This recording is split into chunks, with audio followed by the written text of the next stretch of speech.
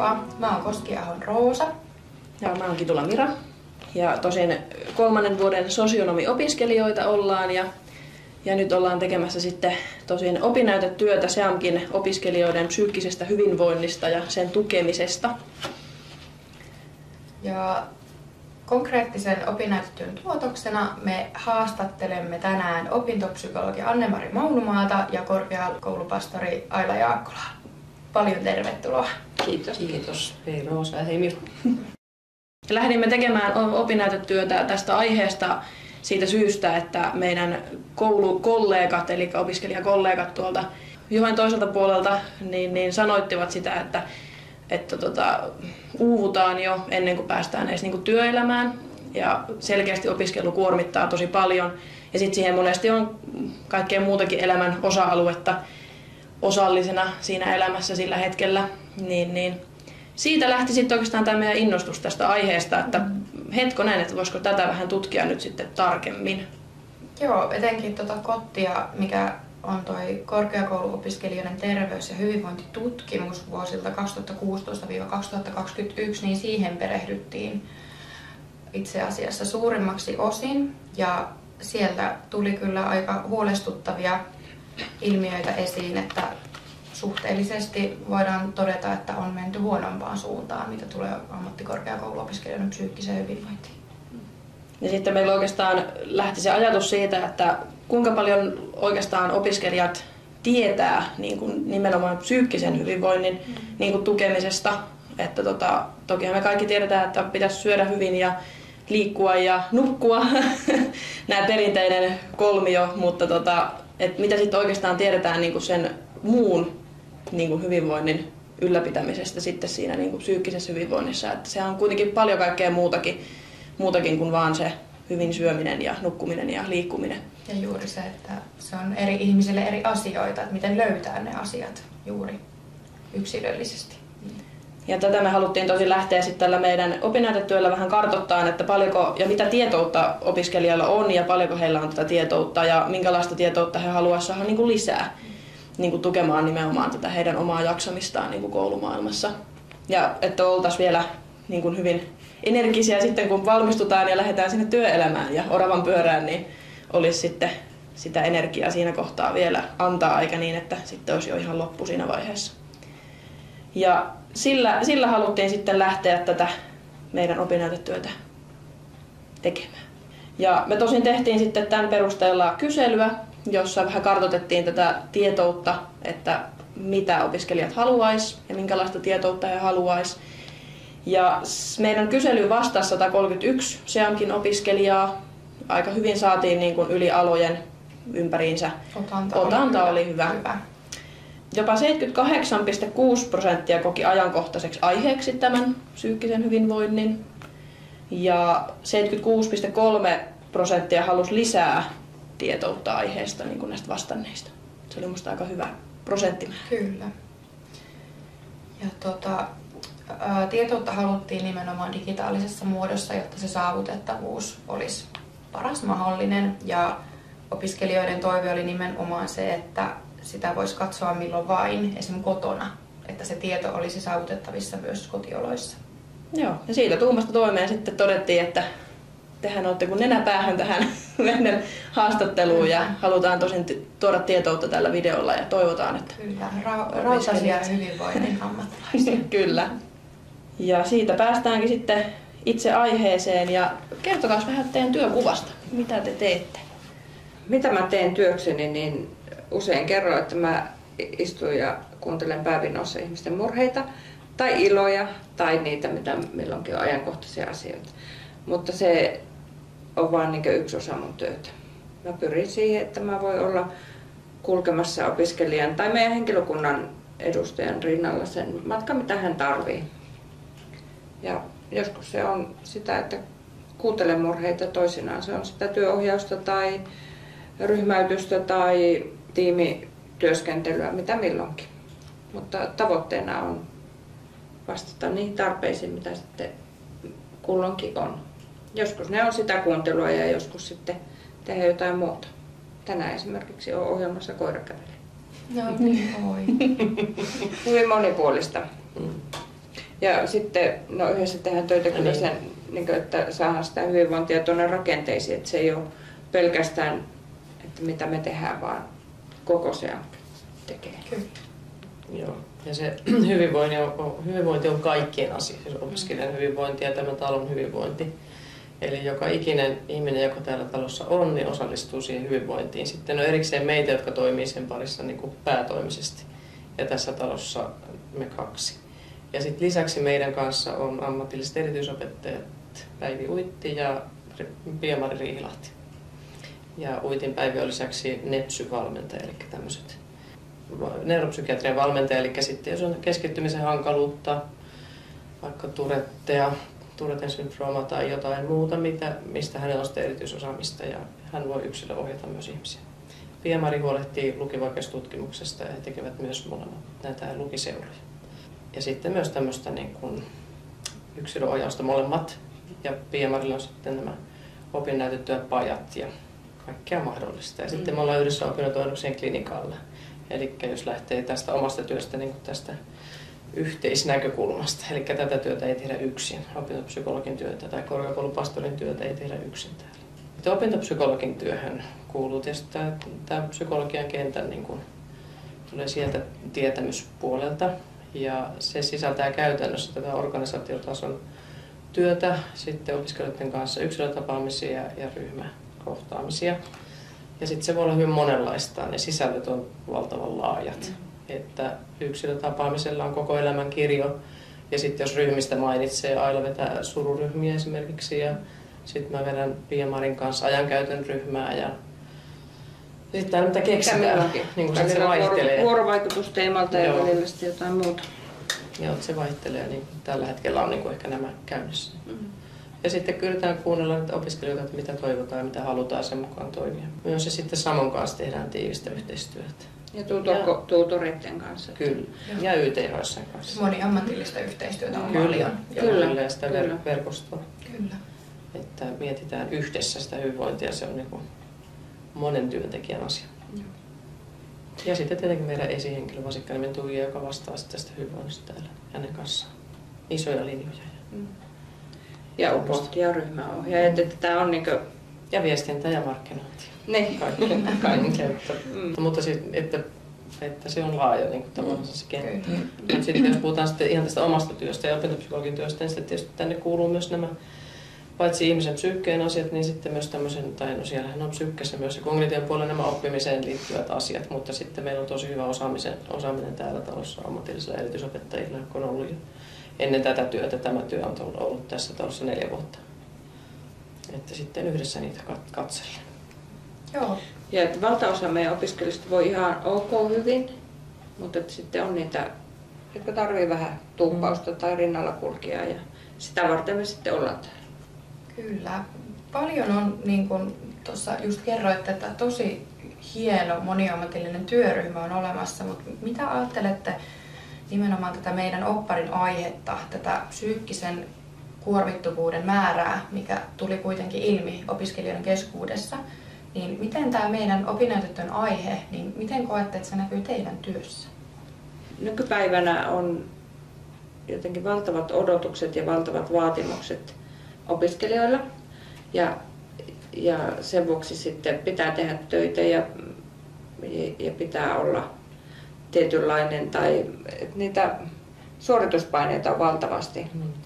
Ja että jos pystyy vaan keskittyä opiskeluihin, niin se on ihan eri asia kuin se, että se pitää tehdä töitä ja pitää olla menestyvää ja pitää olla aktiivinen joka paikassa ja sit pitäisi tehdä niitä opintojakin ja vuorokaudessa on vain 24 tuntia. Ja sitten voi olla niitä jo ennestään rasitteita tai niitä aikasyöppöjä ja harrastuksia. Meillä on paljon opiskelijoita, joilla on niin tosi intensiivinen harrastus esimerkiksi. Niin. Ja kuormituksen osalta se tietysti näkyy meidän työssä kaiken aikaa. Mutta sitten ajattelen näin niin tätä päivää ja sitä kognitiivista kuormitusta ja aivojen tilaa, että pitäisi aika paljon myös, tai mun mielestä olisi hyödyllistä, jos opiskelijat tietäis, kun joka tapauksessa jostain asiasta tiedetään jotain, niin olisi hyödyllistä mun mielestä opiskelijoiden vähän perehtyä myös siihen, että mitä tarkoittaa uni aivoille. Se on musta ihan, se unta ei voi tarpeeksi niin kuin korostaa sen merkitystä sen kuormittumisen kannalta. Ja sitten olisi hyvä myös ymmärtää se kognitiivisen niin kuin aivojen kuormitus. Ei me olla niin kuin ihminen sinänsä kehittynyt älyttömästi kaiken aikaa. Välillä tuntuu, että aika menee niin kuin edelle ikään kuin ihmistä. Ja sitten sitä kuormitusta tulee, kognitiivista kuormitusta tulee ihan hirveän paljon. Ja aivojen pitäisi saada palautua siitä. Ja sosiaalinen media on yksi iso tekijä tietenkin. Koska jos aivot on koko ajan käytössä, ensin kun on luentoa ja sitten opiskellaan omatoimisesti ja sitten siinä välissä ollaan sosiaalisessa mediassa, niin sitten ne aivot on kyllä illalla ihan hyvässä kunnossa. Sitten jos unet jää vajaalle, niin se paketti on valmis sen kuormituksen osalta. Eli aivoissa on yöllä niin kuin huuhteluohjelma päällä, proteiinit ja tämmöiset, että se virtaus lisääntyy siellä aivoissa. Se päiväsaika on vähäisempää. Ja jos se jää vajaalle se ikään kuin se huuhteluohjelma siellä aivoissa, niin se rupeaa kyllä sakkaamaan sitten se elämä ja ajattelu ja kaikki. Ja tunteet ja vuorovaikutus. Ja...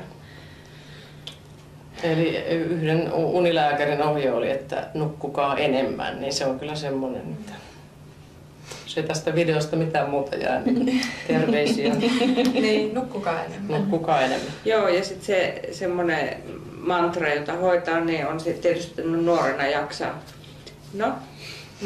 Nuorena ne aivot varsinkin tarvitsisi unta. Joo, ja sitten se vaikuttaa sinne tunnemaailmaan ja se vaikuttaa kaikkeen kokonaisuuteen.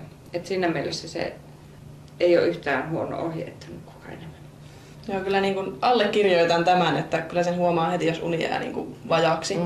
Ja sitten tosin sen huomaa jossain vaiheessa päivän aikana iltaa kohti, kun mennään, että on sellainen tietynlainen just huomaa, että niinku aivot käy ylikierroksilla, että kun on kuunnellut ensin, että aamulla jaksaa tosi hyvin keskittyä siihen luentoon ja tehdä niinku asioita ja on tosi paljon virtaa. Ja sitten tosin huomaa, että pitkin päivää, kun tosin koko ajan tulee sitä ärsykettä niinku aivoille jossakin määrin.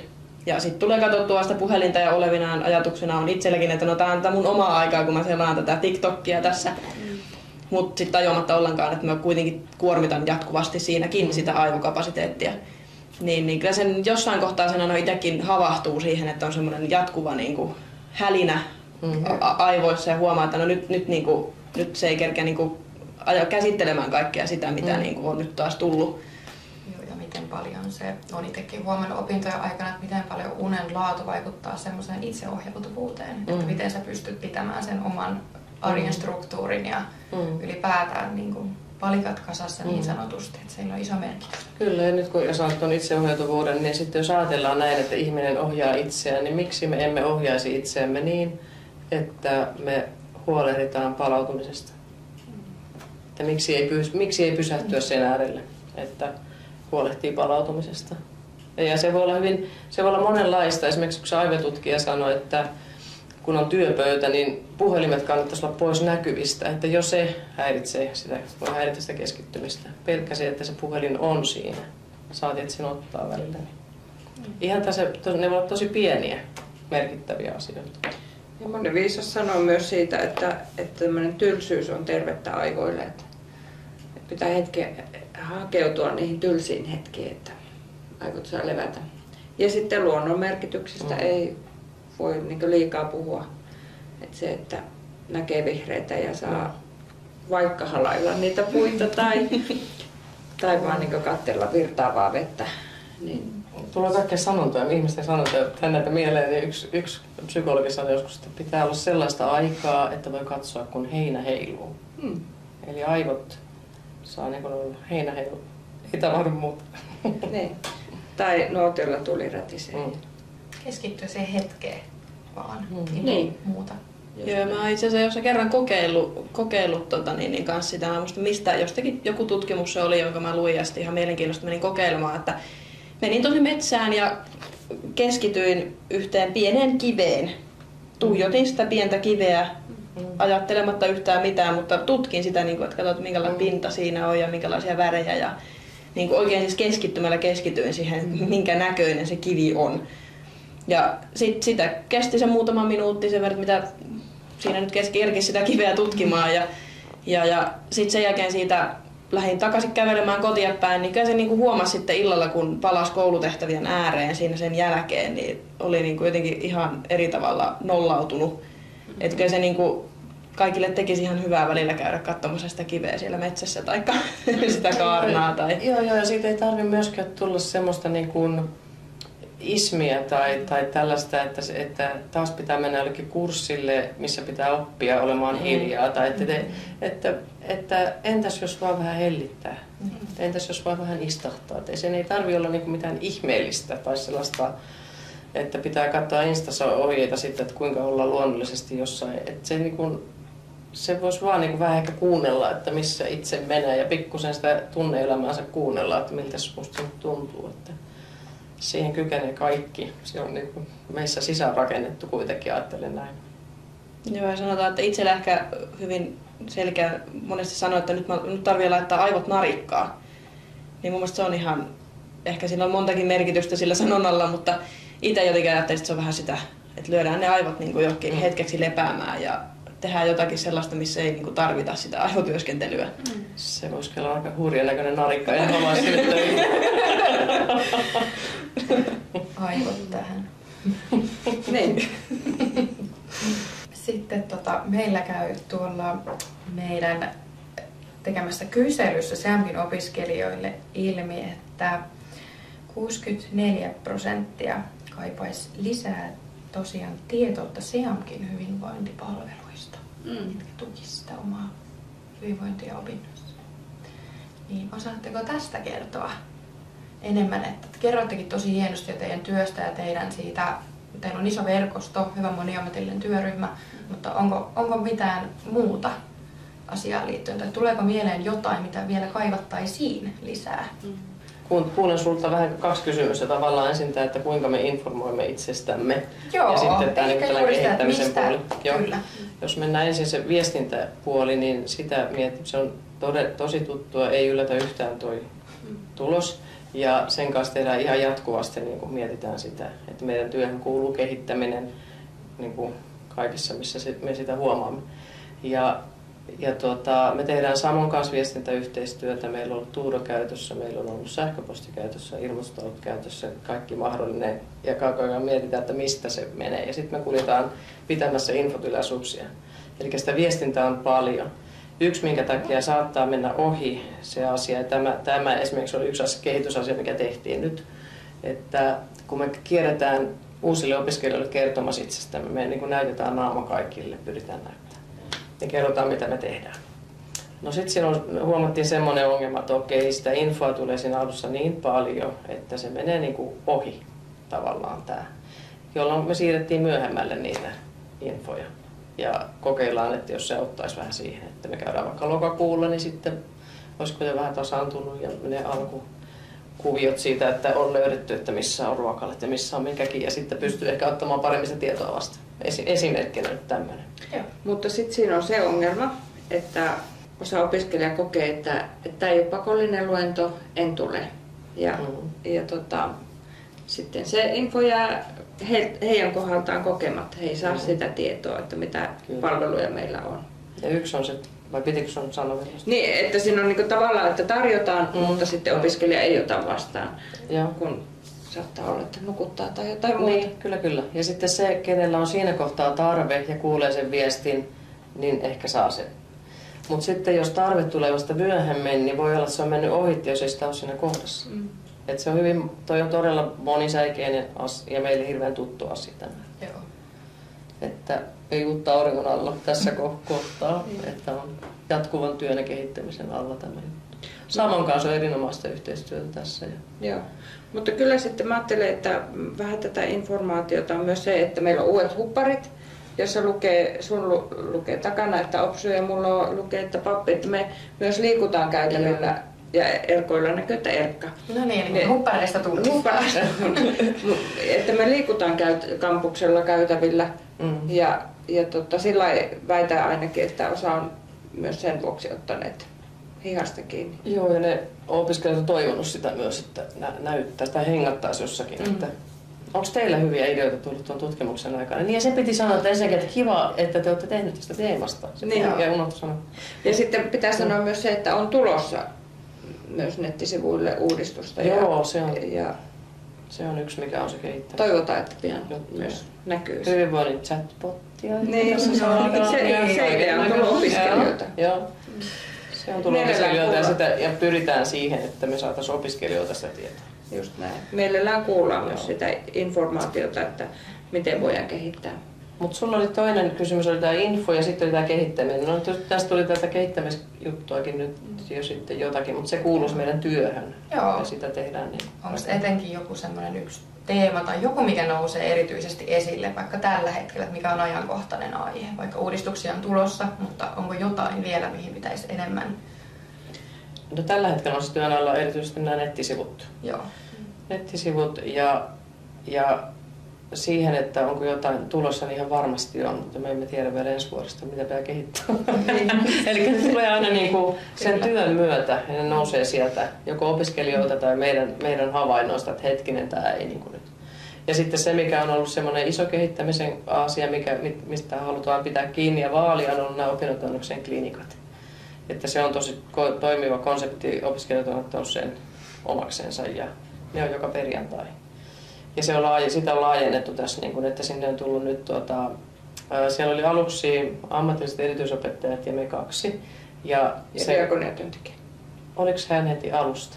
Ihan alusta? Heti kohta tuli diakoniatyöntekijä. Ja niin se nousi siitä tarpeesta, että korona on sekoittanut opiskelijoiden opintoja, että nyt ne varmaan opiskelijat tarvitsevat jotain nyt, että ne saa tulla kysymään. Ja se lähti siitä.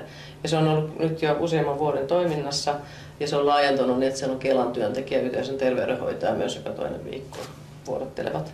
Mahtavaa. Ja sitten on me 4 plus diakonissa. Et sitten on niinku taloudellista tukea ja jos on henkistä tukea ja kyllä ja tukea opintoihin. Ja joskus on käyty tehtäviäkin läpi, että mitä tehtäviä tulee. Joo. Ja ohjataan eteenpäin, jos tarvii ja kaiken näköistä. Mutta se on semmoinen niin kuin pitkäjänteisen kehittämisen asia myös. Ja sitten se, niin kuin minkä mainitsin tuossa aikaisemmin, se, että hyvinvointi on rakenteissa, se on ihan tutkittuakin tietoa, että se on niin sitten sitä pyritään sinne myös viemään. Tai on viety. Sitä on jo ollut ja sitten sitä viedään kaiken aikaa. Ne on sellaisia pitkäjänteisiä juttuja. Mutta sitten tulevaa, täytyy ihan vielä paljastaa kaiken. Ei uskalla vielä sanoa, on laadittu kaiken, tai niin kuin onhan meillä ajatusta niin uusista ryhmistä ja tämmöistä. Ja sitten se, että no mä oon ollut tosi pitkään jo täällä, ja jos mä mietin, että mitä toimintaa oli silloin, kun mä oon aloittanut ja mitä toimintaa on nyt, ja mitä tässä välissä on ollut, niin hirveän paljon tämä on muuttunut. Ja se tavoite on, että kuunnellaan herkällä korvalla, että mitä niin kuin tämän hetken opiskelijat tarvitsee.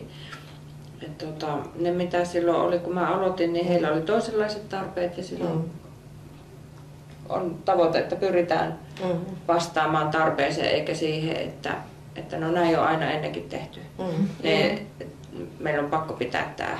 Ja tämä on se niin talon ja talon johdon ja se on siellä rakenteissa se ja ajatuksissa se, että halutaan, että opiskelijoiden opintopolku on sujuu ja se, että opiskelijoilla on hyvinvointia. Niin se johdon tuki on tosi tärkeä. Että jos ei sitä olisi, niin ei me täällä pystyttäisi näin niin kuin hyvin tai tällä lailla niin kuin vapaasti tätä työtä me tekemään. Tai että se on ihan mahtava juttu. Miten te saatte sen tiedon opiskelijoilta, että mitä he itse kaipaa? Millä tavalla kartoitatte sitä tietoa? No talo selvittää, talo tutkii siis niin kuin sieltä niin kuin, että SEAMkin tuottaa sitä tietoa. Joo. Ja sitten esimerkiksi innovaatioviikot on sellaisia, missä me ollaan oltu toimeksiantajana, mistä vaikka esimerkiksi nyt tämä nettisivujen kehittäminen, niin otettiin yhden ryhmän kanssa, lähdettiin sitä sitten viemään eteenpäin. Erityisesti nyt siinä on sitten yksi opiskelija ollut mukana ja sitten Samon kautta tietysti ja sitten tutoreiden kanssa kun ollaan ja että niitä reittiä on niin kuin monia, mistä sitä tietoa. Ja sitten me kysellään. Ihan kysellään. Kysellään. Ja sitten jos itse ajattelee, että no minäpä järjestän tämän tai mepä järjestetään ja jos sinne ei tule väkeä, niin kyllä sitten tietää, että tämä ei ollut se opiskelijoiden tarpeesta nouseva, vaan omasta hyvästä ideasta. Mutta talous on myös kokeilukulttuuri, että täällä on niin sitä tuotaan semmoista vaan kokeilua. Ketterää kokeilua. Ketterää kokeilua, että se toimii, niin lopetetaan. Mutta silläpä mä palaan vielä tähän muutamia lauseita sitten tähän omaan kysymykseeni teiltä, että Ja tässä on loistava kyselypaikka jälleen, kun on 2 opiskelijaa. Niin mitä te olette havainnut tai mitä ajatuksia teillä on tästä kehittämisestä, kun olette tätä opparia miettineet? Te olette miettineet teemaa paljon. Kyllä. No itsellä ehkä ensimmäisenä nousi, missä on jo aiheesta jossain kohtaa keskusteltukin, niin esimerkiksi tuolla meidän puolella sosiaali- ja terveysalalla niin se ensimmäinen viikko, kun tullaan kouluun ja siinä on tosi paljon kaiken näköistä uutta infoa ja siinä te käytte esittäytymässäkin muistaakseni siinä viikon aikana jossain kohtaa, jossain auditoriossa ja se on kuitenkin opiskelijoille semmoinen niin kuin tavallaan, kun sä oot just aloittanut koulun, niin sä oot aktiivisesti koulussa ja se on pakollinen viikko siinä mielessä, että saa kaikki infon siihen, niin siihen ehkä kaipaisi semmoista, itse olisin kaivannut niin kuin, vähän ehkä semmoista pidempää esittäytymistä tai jotain sellaista tavallaan konkreettista, että olisi jäänyt niin kuin paremmin mieleen, koska siis sanotaan, että siinä tuli niin paljon infoa sen viikon aikana. Tuli Moodlesta ja eri kursseista ja opettajia meni ja tuli ja sitten tosin mä muistan se, että siellä auditoriossa istuttiin ja siellä kävi edessä esittäytymässä liukuhihnalla ihmisiä ja itse ainakin on semmoinen, että mulla ei ole hirveän niin kuin hyvä nimimuisti eikä oikeastaan, että jotkut asiat jää hyvin mieleen, mutta monesti niin kuin ihmiset saattaa olla, että jos menee tällainen nopeasti, niin ei niin kuin ihan menee ohitte.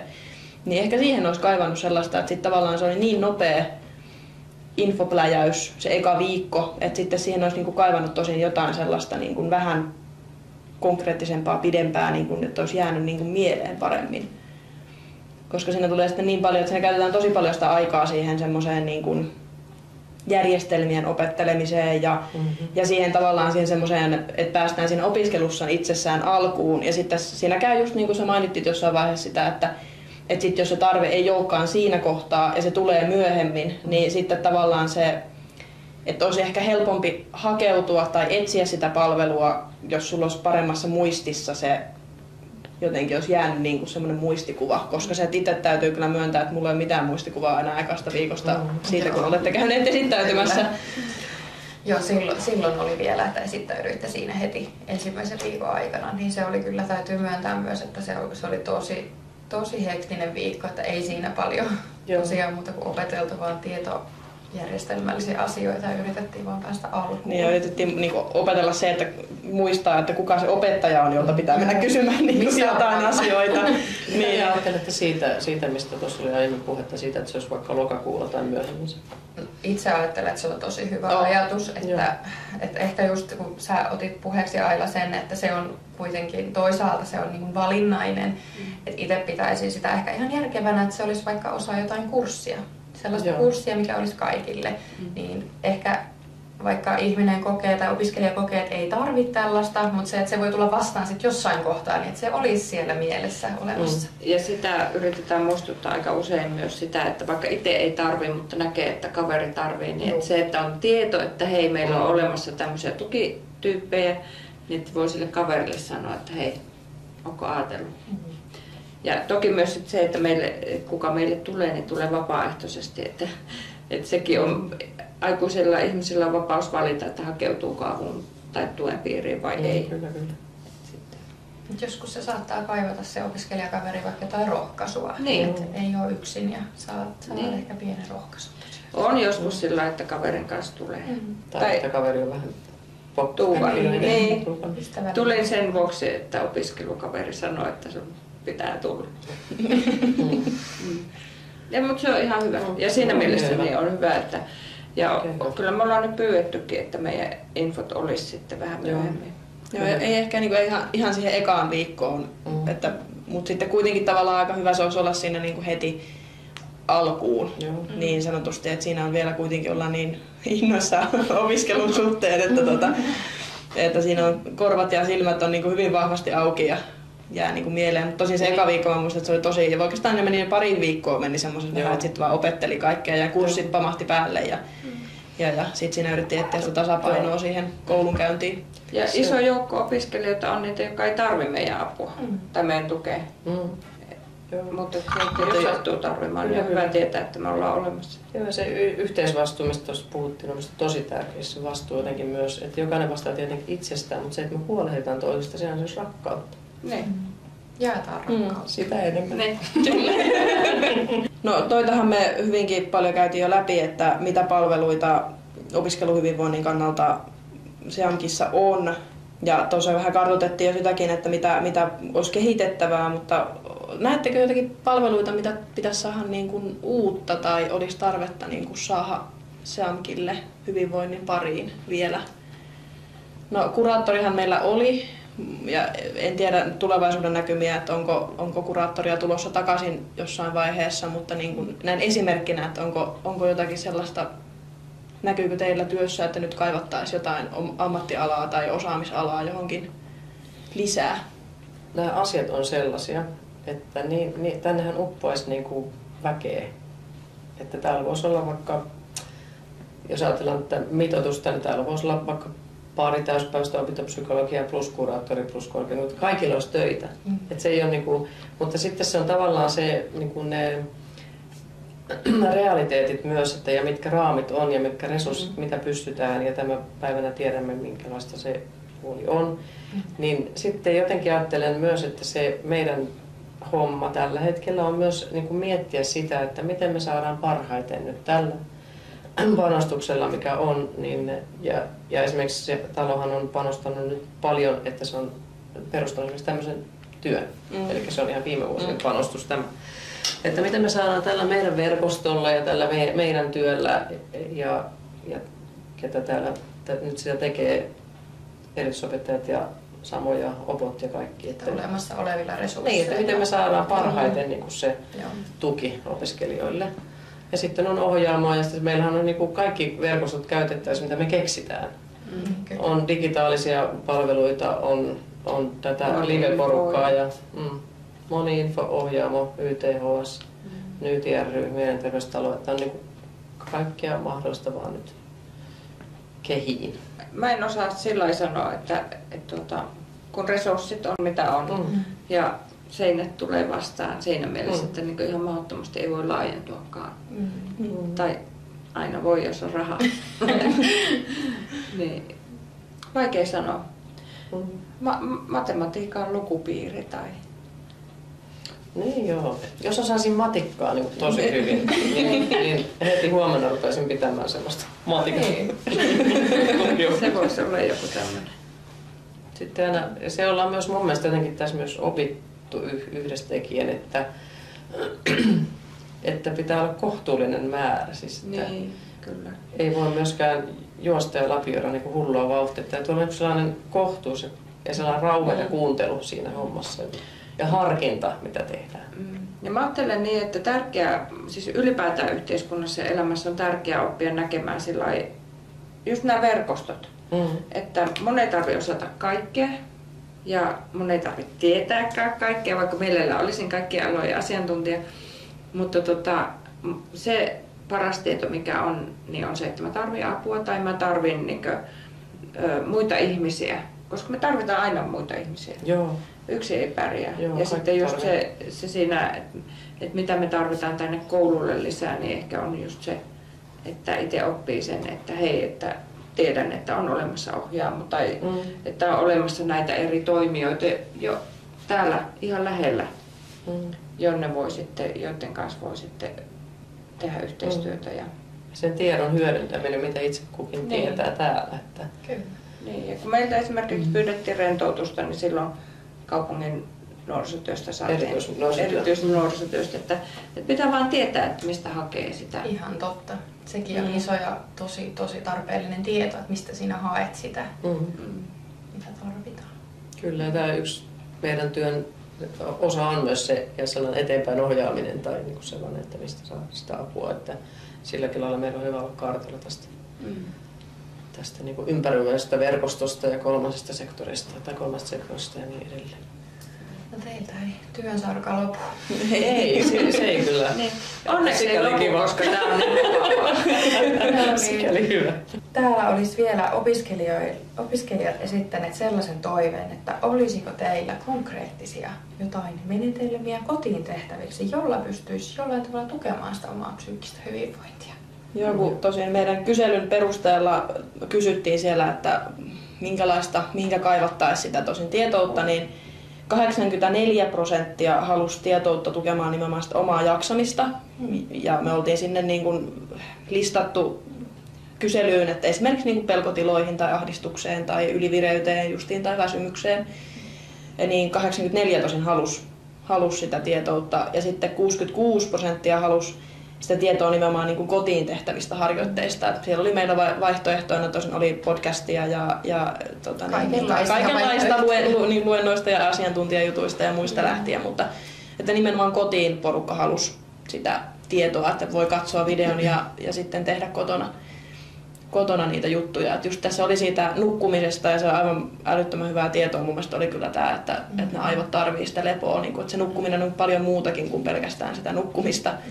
Mutta sitten jotain konkreettisia tapoja, että millä voisi auttaa sitten siihen omaan jaksamiseen. Ja hyviä tulikin, että voi katsoa vaan kun heinä heiluu. Et ei se välttämättä tarvii mitään se ihmeellisempää, mutta tulisi teillä mieleen vielä jotakin? Joo, kaikki asiat ei ole tutoriaaleja, eikä tulee meille, että YTHS-sivulta löytyy myös tosi paljon. Joo, ehkä nämä muutamat sivustot voisi olla sellaisia, mitä vinkkaa, niin YTHS aivan valtava määrä hyvää tietoa. Siellä kannattaa vähän niin kuin pyöriä siellä sivuilla. Joo. Ja sitten Nyyti ry, todella hyvä. Huomenna esimerkiksi on siellä chatti prokrastinaatiosta, eli vitkuttelusta, joka on eri asia kuin laiskuus. Erittäin hyvä. Anonyymi chatti, sinne voi mennä jutskaamaan muiden opiskelijoiden kanssa. Nyyti ry on nimenomaan niin kuin opiskelijoille, että se ei ole niin kuin ala-asteikäisille, vaan niin kuin opiskelijoille. Ja se tulee Tuudossa heti etusivulla, että sitten ei pääse edes eroonkaan. Se on tosi helppo löytää. Se on helppo ja siellä on valtavasti myös tietoa niin kuin psyykkisestä hyvinvoinnista. Ja sitten siellä on chattia ja siellä on myös ryhmiä. Ne näyttäytyy tosi nopeasti, että jos niitä haluaa, niin sitten siinä. Mielenterveystalo on yksi. Eli siinä on jo 3 hyvää. Ja sitten mä mainitsisin toiselle kädelle oppimisesta, niin Yle Oppimisen sivut. Siellä on paljon tietämystä niin kuin opiskelutekniikoista, hyviä lyhyitä videonpätkiä. Ja sitten siellä on aivoista ja siellä on monenlaista. Niin Yle Oppiminen tältä oppimisen puolelta ja sitten Nyyti ry, YTHS ja Mielenterveystalo sivustoista. Koska mä luulen, että yksi iso probleemi on myös se, että tietoa on niin valtava määrä, jota pitää suoda. Netti on aivan pullollaan. Että jos niinku haluaa tietoa ja jotain kivoja vinkkejä, niin sä kirjoitat nettiin jotakin ja sä saat sieltä niinku 1 000 000 tulosta. Mutta sitten se on ehkä vähän eri myös tämmöinen kertominen ja se sellainen seulominen siitä tiedosta. Ja meidän nettisivuille nyt kun ne uudistuu, niin sinne on tulos sitten todella laajat linkkilistat. Sieltä ja nyt jo löytyy sun tekemä video hengittämisestä. Joo, tehtiin Reinolle Liisan kanssa, joka oli Samo Sports-hankkeessa, niin se on Intrassa. Ja hengitys on semmoinen. Yes. Seuratkaa Intra. Joo, sieltä löytyy, ja kun hengitys on yksi semmoinen, siis nyt jos mennään tähän, että mitä vinkkiä, niin hengitys on semmoinen, että ihan vaan sellainenkin, että voi havainnoimaan omaa hengitystään. Sieltä voi löytää yllättäviä asioita, koska meidän hengityksessä näkyy tosi moni asia.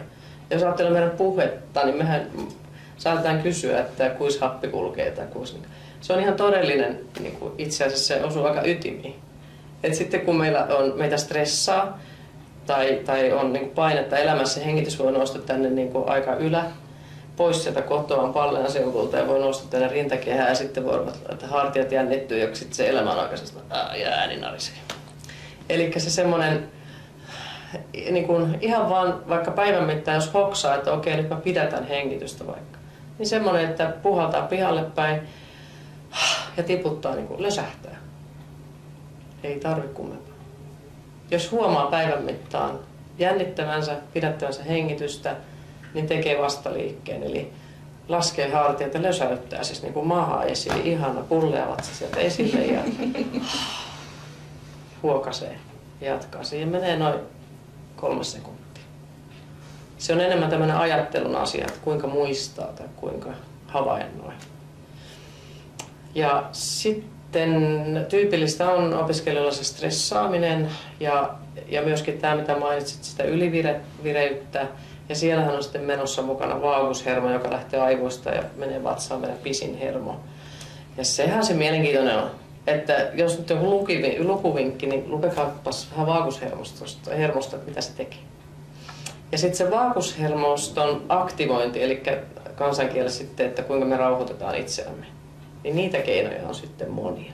Halaaminen tosi hyvä. Aina halaatte jonkun kun näkyy. Ja niin kuin, no yksi sellaista ihan konkreettinen, mikä nyt voisi nyt tähän näyttää ja opastaa, on perhostaputus. Ja siinä laitetaan, voitte kokeilla. Kädet tämmöisen vähän niin kuin perhosasentoon näin. Ja tää hämää aivoja sopivasti, niin kun pikkusen kuormittaa työmuistia, niin se tuo jo semmoisen hyvän hämäyksen. Vuoron perään taputtelet. Ja tää on semmoinen, mikä rauhoittaa niin kun keskushermoston itsesäätelyä ja stressin laskua. Niin tää menee suoraan, tää vaikuttaa niin myös sinne meidän hermostoon. Ei tarvi muuhun. On aika simppeleitä, mutta yksinkertaiset asiat on elämässä usein vaikeita. Tämmönen, jos rupeaa angstaamaan tai menee kierroksilla, niin tää on tämmönen. Lanseerataan Seamkin uusi liike.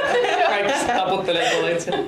Ajatellaan, että kiitä itseäsi tässä samalla. Joo, hyvin menee. Joo, hyvä tuota. Vähän tämmönen syli. Joo. Hyvä. Itsellä tuli sellainen fiilis just, että mä tässä nyt niinku taputtelen itseäni, kiitän itseäni. Joo, että hyvin menee. Niin. Joo. Aika hauska. Tää tulee tää on yksi traumapuolen tai EMDR-terapeutin niinku lanseeraama. Hän oli kriisialueella töissä, se on sieltä tullut. Okei. Semmoinen. Tää oli ihan täysin uutta tietoa itselleni. Paljon tuli uutta tietoa niin kuin kaiken kaikkiaan muutenkin. Kiitos super paljon. Kiitos Janat, Anne-Mari ja Aila. Kiitos.